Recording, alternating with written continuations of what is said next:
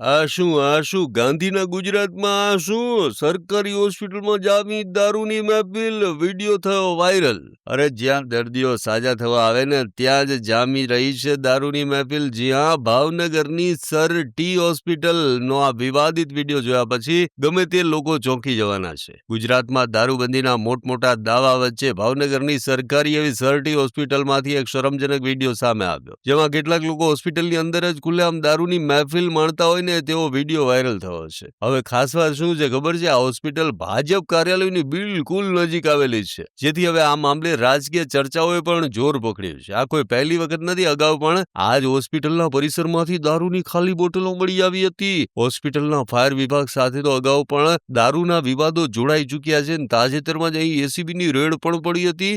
હવે આ દારૂ પાર્ટીના નવા વિવાદે હોસ્પિટલ તંત્રને ફરી એક વખત કઠેડામાં લાવીને ઊભું કરી દીધું છે. આ વાયરલ વિડીયો બાદ સ્થાનિક પોલીસ, હોસ્પિટલ પ્રશાસન અને વહીવટી તંત્રની કામગીરી સામે ગંભીર સવાલો ઊભા થઈ રહ્યા છે. ગાંધીના ગુજરાતમાં કાયદો અને વ્યવસ્થાની કેવી ધજિયા ઉડી રહી છે ને તે આ વિડીયો પરથી સામે આવ્યું છે.